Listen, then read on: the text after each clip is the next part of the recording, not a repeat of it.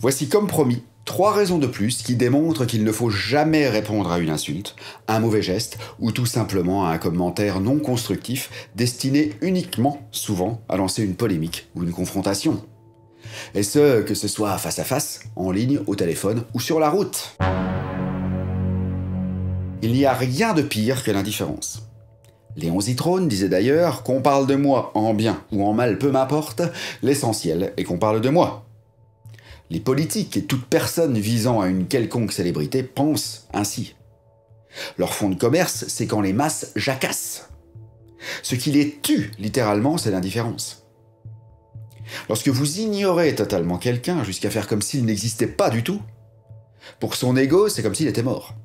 Et ça lui est donc totalement insupportable. Il fulmine et est 2 fois plus atteint dans son être que si vous répondez avec une insulte plus puissante que la sienne. Rappelez-vous la gradation dont je parlais dans la vidéo précédente.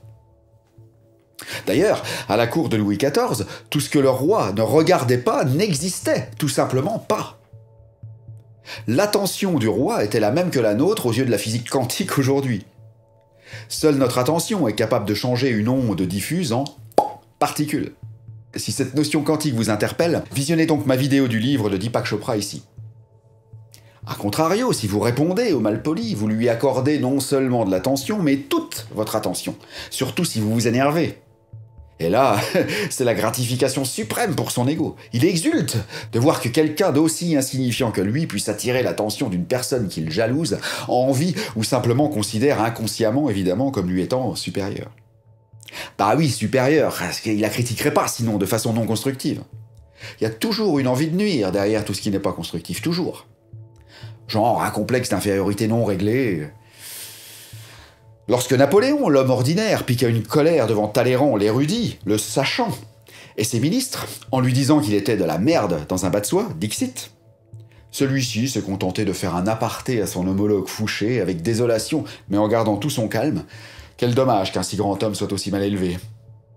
C'est d'ailleurs suite à cet accès de colère que l'empereur commença son déclin. Ses ministres et tous les autres, le peuple y compris, le déconsidérant progressivement. Donc restez sur votre perchoir et n'en descendez point.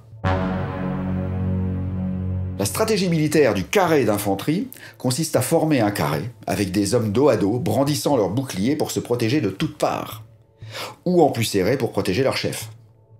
Lorsque l'ego se sent menacé, comme dans tout échauffouré, il ne pense qu'à sa survie, et est parfaitement incapable de philosopher ou même ne serait-ce qu'entendre quoi que ce soit. L'autre, dont l'ego forme le carré, est complètement sourd à tout argument, toute justification et toute contestation. Il sera incapable d'intégrer le message qu'en tant que personne sensée, vous tenterez de lui faire passer pour le convaincre de l'inverse de ce dont il vous assène. C'est totalement inutile. Vous perdrez votre temps, votre salive, votre énergie, mais le pire, c'est que vous sentirez totalement incompris. Votre ego pensera alors qu'il est incapable de s'expliquer correctement, alors que c'est l'autre qui est hermétique à tout, à cause d'abord de ses neurones limités, puis du carré d'infanterie qu'il déploie ensuite. Donc restez sur votre perchoir et n'en descendez point. La raison suivante, qui est la conséquence logique de la précédente, les protagonistes étant parfaitement incapables d'entendre quoi que ce soit, surtout les plus stupides, chacun campera sur ses positions, et rien ne changera. Et pire, l'écart originel se creusera encore pour atteindre le point Godwin pour les plus sages, ou les points tout court pour les plus stupides.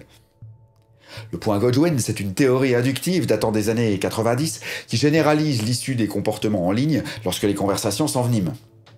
Je vous encourage à aller lire l'article y faisant référence sur Wikipédia en cliquant sur le lien dans la description, c'est très intéressant, vous verrez. Et en arriver à ces extrémités peut être dramatique, notamment en cas d'injure dépassant notre pensée et sanctionnée par la loi, de blessures ou même de mort accidentelle. Ah ouais. Ce serait dommage quand même de se retrouver avec un procès au cul, à l'hôpital ou en tôle, tout ça parce qu'un con ordinaire vous a insulté en première instance, en parole ou en geste, non? Donc restez sur votre perchoir et n'en descendez point. Vous voilà donc, pour l'heure, gratifié de 3 raisons supplémentaires pour vous bien garder de répondre à une insulte. La nature humaine et ses excès imbibant, imprégnant et pénétrant tous les moyens de communication qu'elle a créés, toutes ces raisons s'appliquent évidemment partout, que ce soit en vrai, en ligne, au téléphone, en visioconférence ou autre.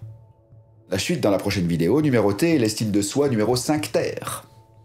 Je vous encourage à me laisser un pouce par le haut, à vous abonner, pour ensuite cliquer sur la petite cloche pour être notifié de cette fameuse suite. Commentez, faites-nous part de vos réflexions et avis, puis partagez si vous connaissez des gens en soupe au lait, ou à l'inverse, qui sont la cible de rageux chaque jour que Dieu fait. Je vous souhaite à nouveau le plus intelligent des perchoirs. À très vite.